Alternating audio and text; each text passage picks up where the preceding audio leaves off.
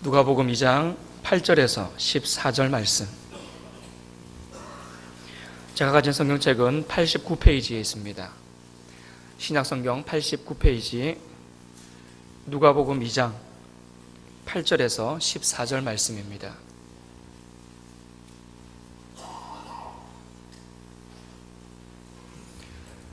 누가복음 2장 8절에서 14절 말씀 제가 봉독하겠습니다. 누가복음 2장 8절에서 14절입니다. 제가 읽습니다. 그 지역에 목자들이 밤에 밖에서 자기 양떼를 지키더니 주의 사자가 곁에 서고 주의 영광이 그들을 두루 비추매 크게 무서워하는지라. 천사가 이르되 무서워하지 말라. 보라, 내가 온 백성에게 미칠 큰 기쁨의 좋은 소식을 너희에게 전하노라. 오늘 다윗의 동네에 너희를 위하여 구주가 나셨으니 곧 그리스도 주시니라. 너희가 가서 강보에 쌓여 구유에 뉘어 있는 아기를 보리니 이것이 너희에게 표적이니라 하더니 호련히 수많은 천군이 그 천사와 함께 하나님을 찬송하여 이르되 지극히 높은 곳에서는 하나님께 영광이요 땅에서는 하나님이 기뻐하신 사람들 중에 평화로다 하니라. 아멘. 오늘은 우리 주님이 우리의 죄 문제를 해결해 주시기 위해서 인간의 몸을 입으시고 이 땅에 탄생하신 성탄절입니다. 성탄의 기쁨과 축복이 성도님들 개인과 가정과 교회, 이 나라 이민족 위에 넘쳐날 수 있기를 간절히 바랍니다. 지난 주일 오후 예배 때 제가 예수님이 오신 이유를 좀 설명을 했습니다. 그러면서 제가 이런 이야기를 했었습니다. 세상 사람들은 아무것도 모르면서 그냥 성탄절이 되면 그냥 기뻐하고 그냥 즐거워하고 서로서로 축하한다 그러고 그런다라는 거죠. 근데 우리는 그러지 말자라는 얘기를 했었습니다. 최소한 예수님이 이 땅에 오신 이유를 안다면 세상 사람들처럼 아무 생각 없이 그냥 마냥 기뻐하고 즐거워할 수는 없다는 이야기를 했었습니다. 오후 예배 참석 안 하신 분들을 위해서 제가 짧게 조금만 이야기하자면 우리 입장 말고 하나님 입장, 예수님의 입장을 조금 생각해 보자는 이야기를 했었습니다. 성탄절은 예수님 입장에서 보면 하나님이신 그분이, 창조주이신 그분이 피조물인 인간의 몸을 입으시고 이 땅에 오신 날입니다. 오신 이유가 뭐였습니까? 죽기 위해서 오셨습니다.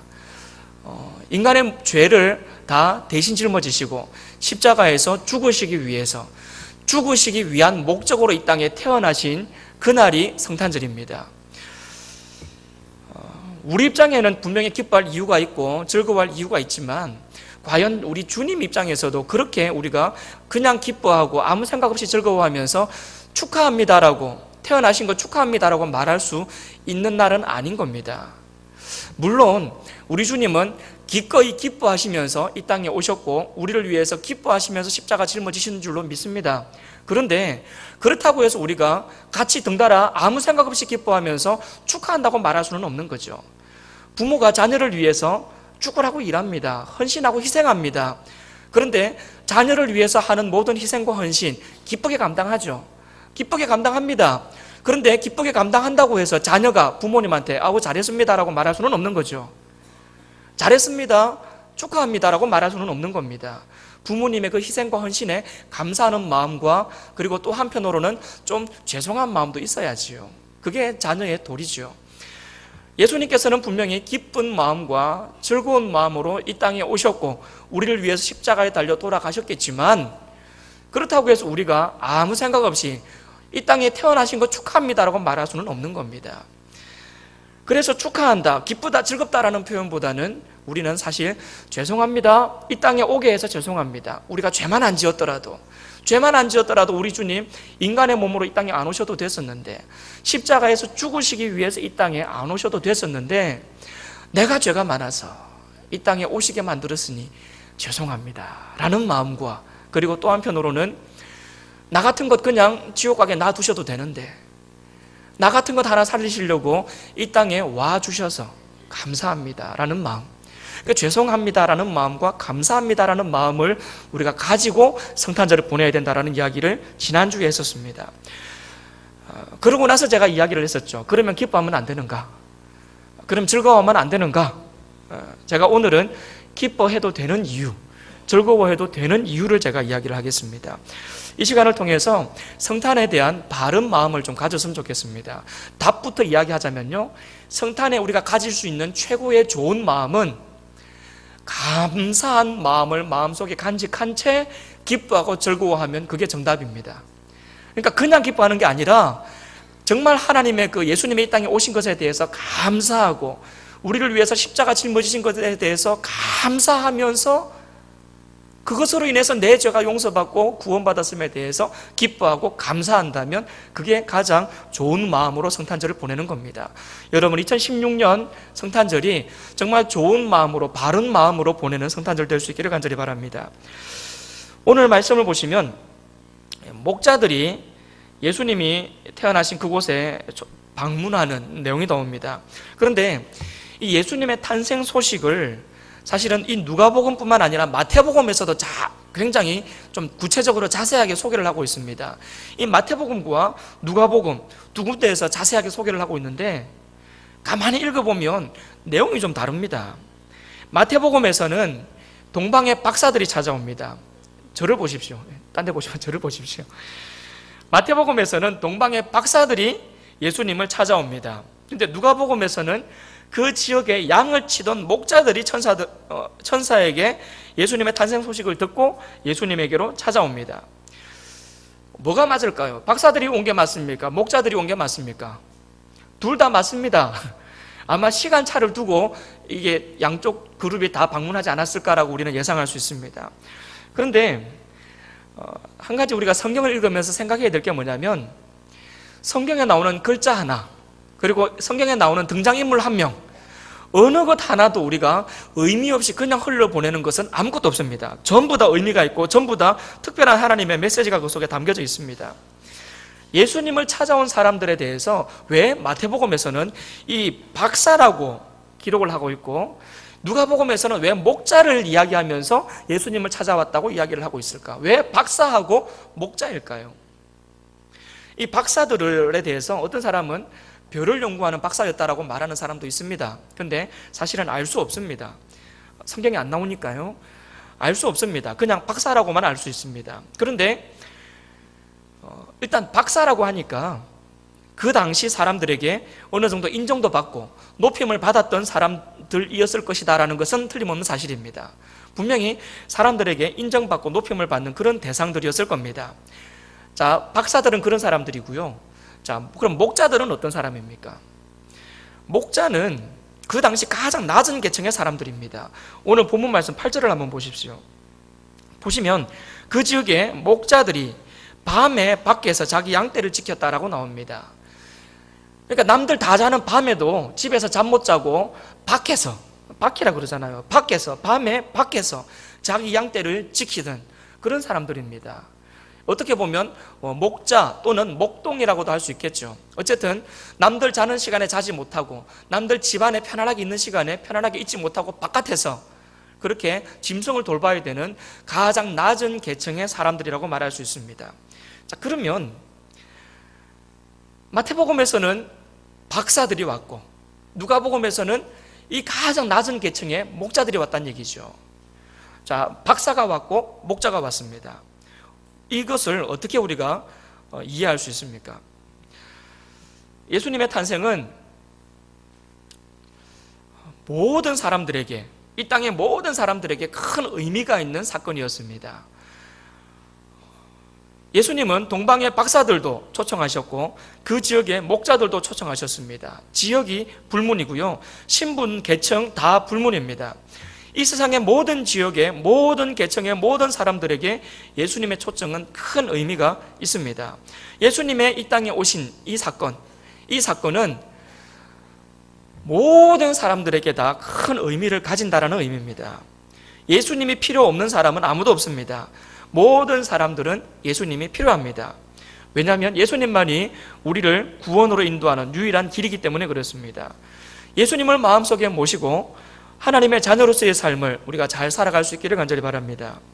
예수님이 태어나셨는데 구유에 태어나셨단 말이죠. 왜 하필이면 이 구유에 누우셨을까?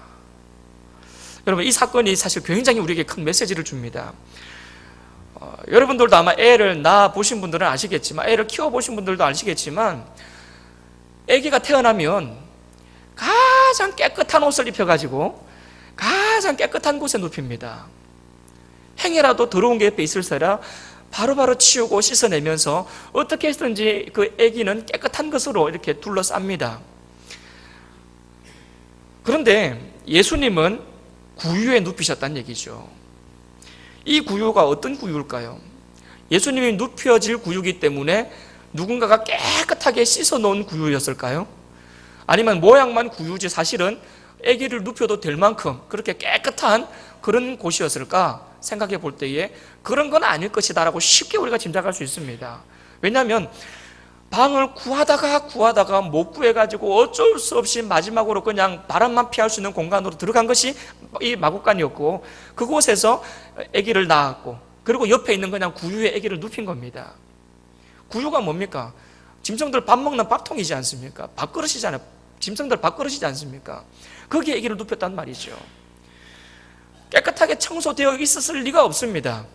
아마 조금 전까지 거기서 짐승들이 밥을 먹고 있었는지도 모릅니다. 여기저기 온물이 묻어 있었겠죠. 찌꺼기도 묻어 있었을 거고요. 아마 여러 가지 냄새나는 것들이 많이 붙어 있었을 겁니다. 굉장히 지저분했을 겁니다. 그런데 거기에 예수님이 임하셨다라는 겁니다. 이게 뭘로 의미할까요? 무슨 의미겠습니까? 가만히 생각해 보면요, 어쩌면 우리의 모습이 이 구유랑 비슷하다라는 생각을 합니다. 우리의 모습이, 우리의 내면이 이 구유하고도 어쩌면 비슷하겠다라는 생각을 해요. 세상에 온갖 더러운 것들이 덕지덕지 붙어 있습니다. 욕심과 이기적인 모습, 죄악된 모습들로 오염되어 있습니다.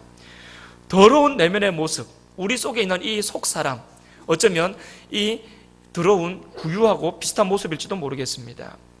분명히 2010년 새해가 시작될 때에는 올해는 거룩하게 좀 살아봐야 되겠다, 올해는 깨끗하게 살아봐야 되겠다, 신앙생활도 좀 더 열심히 해봐야 되겠다 결심하는데 금방 잊어버리고 세상과 더불어 살아가는 우리의 모습, 그래서 어느 누구에게도 내 내면의 모습은 드러내기를 꺼려하는, 감추고 싶은 그러한 우리의 내면의 모습, 그것이 어쩌면 이 구유하고 비슷한 우리의 모습일지 모르겠습니다. 누가 아니라고 말할 수 있을까요? 저도 예외는 아니죠. 목사라고 하는 간판은 달고 있지만 사실은 속 사람은 저도 여전히 타락하고 부패한 모습이 있기 마련입니다. 그럴 줄 몰랐다는 눈빛으로 저를 쳐다볼 필요는 없습니다. 모든 사람이 다 똑같습니다. 겉으로 보여지는 모습이 있기 마련이지만 그 속에 남들에게 말할 수 없는, 말하기 싫은 모습도 있습니다.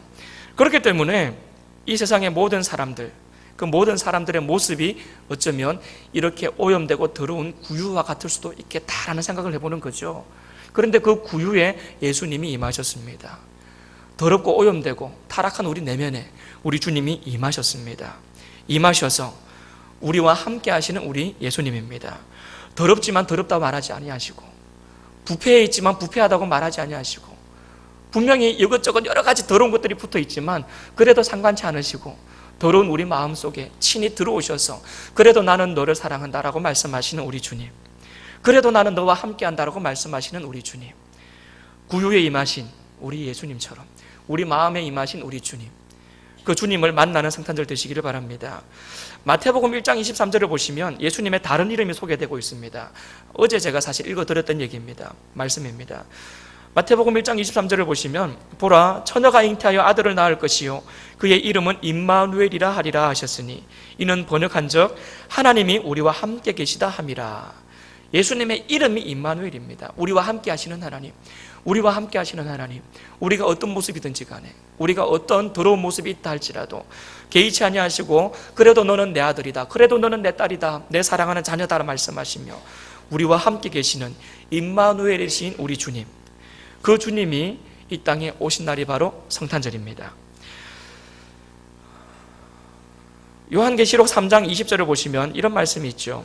볼지어다 내가 문 밖에 서서 두드리노니 누구든지 내 음성을 듣고 문을 열면 내가 그에게로 들어가 그와 더불어 먹고 그는 나로 더불어 먹으리라 라고 말씀하고 있습니다. 우리가 하나님을 향해서 마음문을 연다면, 열기만 한다면 우리 주님이 우리 마음속에 들어오셔서 우리와 늘 함께 계시면서 우리와 동행하시는 우리 주님, 그 주님을 향해서 우리가 우리의 마음문을 활짝 열 수 있기를 간절히 바랍니다. 하늘의 영광을 다 버리고 이 땅에 내려오신 우리 주님, 그리고 구유에 누이신 우리 예수님, 더럽고 추한 우리의 모습이지만 그럼에도 불구하고 우리를 찾아오셔서 우리와 함께 하시기를 원하시는 우리 예수님, 그 예수님을 마음속 깊이 모시는 우리 모두가 될 수 있기를 간절히 바랍니다. 어떤 분은 이렇게 이야기할지도 모르겠습니다. 나는 이미 예수님을 내 마음속에 모셨다. 나는 이미 내 마음속에 예수님 모셨다. 이렇게 말할지도 모르겠습니다. 한 가지 물어보겠습니다. 예수님을 어떻게 모셨습니까? 손님으로 모셨습니까? 주인으로 모셨습니까? 이 예수님을 손님으로 모셨다는 게 무슨 의미겠습니까? 손님은 어떤 필요에 의해서 잠시 방문하는 사람입니다. 볼 일이 끝나면 가야 되는 사람입니다. 그게 손님이죠. 손님은 어디까지나 주인이 허락하는 범위 안에서만 행동할 수 있습니다. 혹시 우리가 예수님을 마음속으로 모실 때에 손님으로 모시지는 않았는지요? 평소에는 내 마음대로 살다가, 내가 주인이 되어 살다가, 필요할 때는 예수님을 찾고 급한 일 생기면 예수님 찾다가, 또 급한 일 없어지면 예수님을 한쪽으로 살짝 이렇게 밀어놓는, 내가 부르면 다시 등장했다가 내가 필요 없어지면 다시 한쪽으로 사라지는 그런 식으로 예수님을 우리의 마음의 손님으로 모시고 있지는 않았는지 생각해 볼 필요가 있습니다. 우리는 예수님을 주님이라고 부릅니다. 구주라고도 부르죠. 우리를 구원하신 주인님이라는 얘기입니다. 주인님. 주님은 주인님입니다. 내 마음의 주인으로 임하신 우리 주님. 우리는 우리 예수님을 마음으로 모시되 손님으로 모시는 것이 아니라 주인님으로 모셔야 됩니다. 주인님으로. 그래서 주인이 원하시는 대로 우리가 살아가는 것, 주인이 기뻐하는 것을 기뻐 행하는 것, 주인의 마음이 머무는 그곳에 나의 마음도 머물고 주인의 시선이 머무는 그곳에 나의 발걸음이 행할 때에, 그때에 우리는 주인이신 예수님을 마음속으로 제대로 모시고 살아가는 성도의 모습이 될 수 있을 겁니다. 여러분, 예수님을 모시되 손님이 아닌 주인으로 모실 수 있기를 간절히 바랍니다. 천사들이 목자들에게 나타나서 이렇게 이야기하죠. 10절입니다. 천사들이 이르되 무수하지 말라. 보라, 내가 온 백성에게 미칠 큰 기쁨의 좋은 소식을 너에게 전하노라 라고 이야기를 합니다. 좋은 소식을 전하겠다는 겁니다. 목자들에게 좋은 소식을 전하겠대요. 그리고는 그 좋은 소식의 내용이 뭐냐면 바로 그 다음 11절 내용입니다. 그 좋은 소식이 이겁니다. 오늘 다윗의 동네에 너희를 위하여 구주가 나셨으니 곧 그리스도 주시니라 라는 말씀입니다. 예수님이 이 땅에 오신다라는 내용이죠. 바로 그것이, 예수님이 이 땅에 인간의 몸을 입으시고 오신다라는 이것이 천사들이 알려준 큰 기쁨의 좋은 소식이었습니다. 그럼 이것이 왜 기쁨의 좋은 소식인지 우리가 그것도 알아봐야 되겠습니다. 그건 14절에 나옵니다. 왜 예수님이 이 땅에 오신 것이 큰 기쁨의 소식인지 14절을 보십시오. 지극히 높은 곳에서는 하나님께 영광이요 땅에서는 하나님이 기뻐하신 사람들 중에 평화로다 하니라. 하나님께는 영광이고 땅에서는 하나님이 기뻐하신 사람들 중에 평화랍니다. 자, 이것이 큰 기쁨의 소식이 되는 이유입니다. 좀 헷갈리시죠? 아직까지는. 도대체 이것이 왜 기쁨의 소식인지 한번 생각해 보겠습니다. 먼저는 예수님이 이 땅에 오신 것이 하나님께 영광이라고 말하는데, 예수님이 오신 거하고 하나님의 영광이 무슨 상관이 있느냐, 이걸로 좀 살펴봐야 되겠습니다. 예수님이 이 땅에 오시지 않았더라면 어떤 일이 있었을까요? 자, 예수님이 오신 것이 하나님께 영광이라 그러지 않습니까? 만약에 예수님이 오시지 않았더라면 어떻게 됐을까요? 우리는 죄 문제를 해결할 방법이 없습니다. 이 땅에 죄 안 짓고 사는 사람 아무도 없습니다. 모든 사람은 다 죄가 있습니다. 그래서 이 죄 문제만큼은 스스로 해결할 방법이 없습니다. 착한 일을 많이 한다고 해가지고 죄 문제가 해결되지는 않습니다. 그냥 옆 사람보다 조금 더 착하게 살 수는 있어도 근본적으로 내가 착해질 수는 없습니다. 그냥 옆 사람보다 조금 착한 정도지요. 모든 사람은 죄가 다 있습니다. 그런데 이 죄 문제 해결할 방법이 없죠. 공부한다고 해결되는 게 아니고 착한 일 한다고 해결되는 것도 아닙니다. 무슨 짓을 하더라도 이 죄 문제만큼 해결할 방법이 없습니다. 그래서 그 방법으로 예수님이 이 땅에 오신 거죠.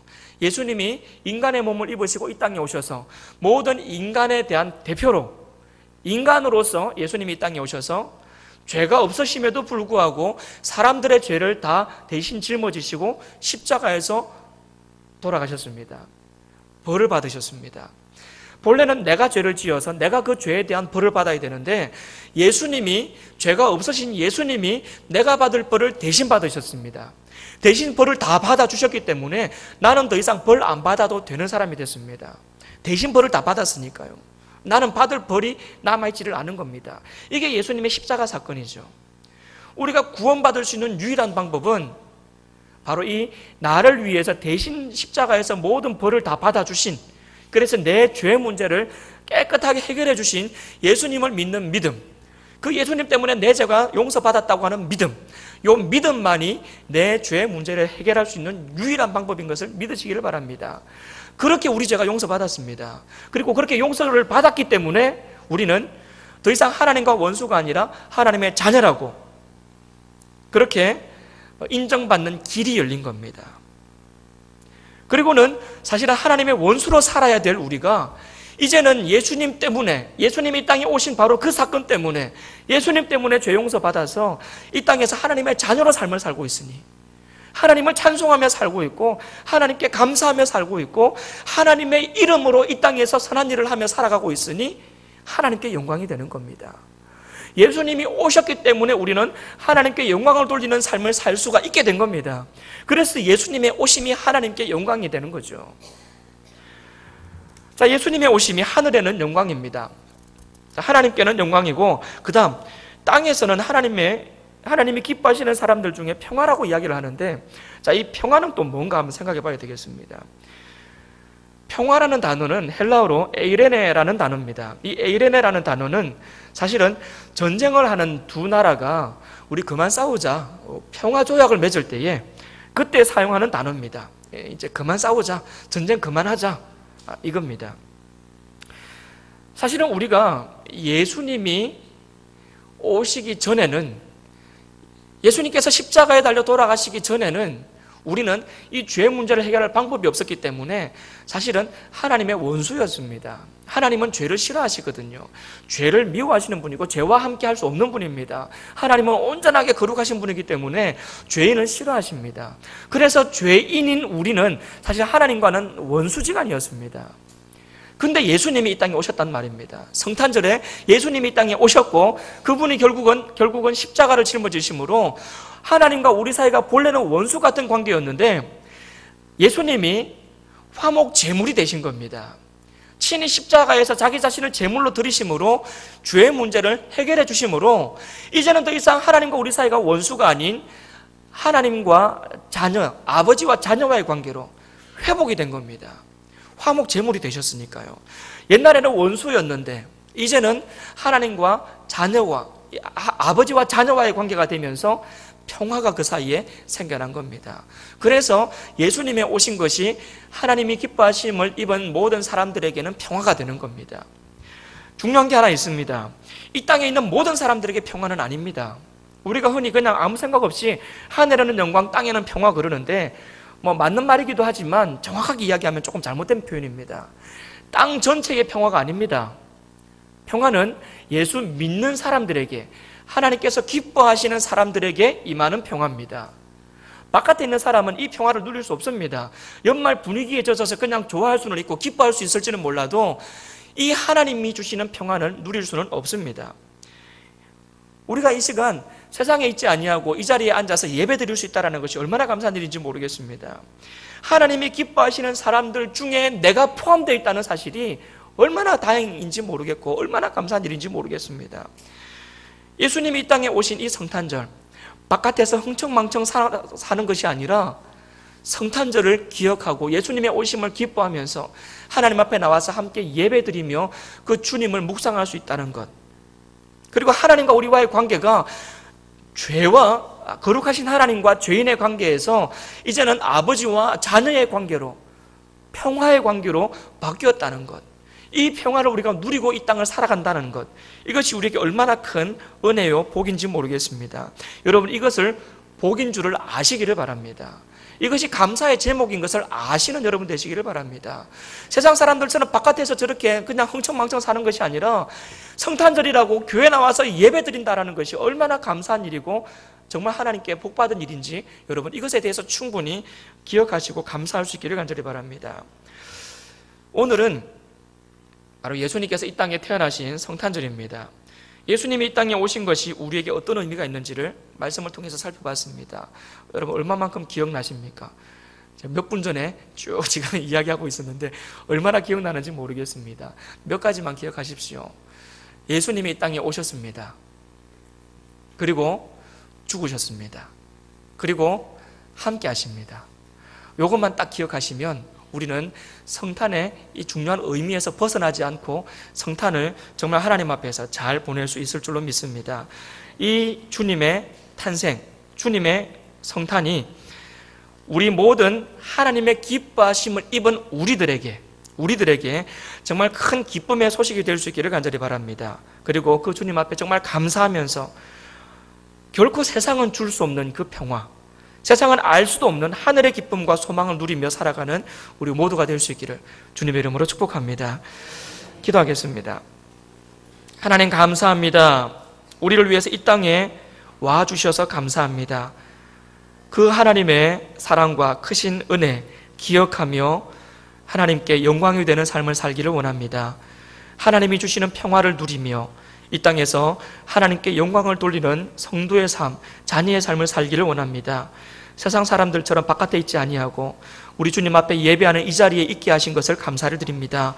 하나님의 자녀로서의 삶을 거룩하고 깨끗하게 살아가는 우리가 되게 하여 주옵소서.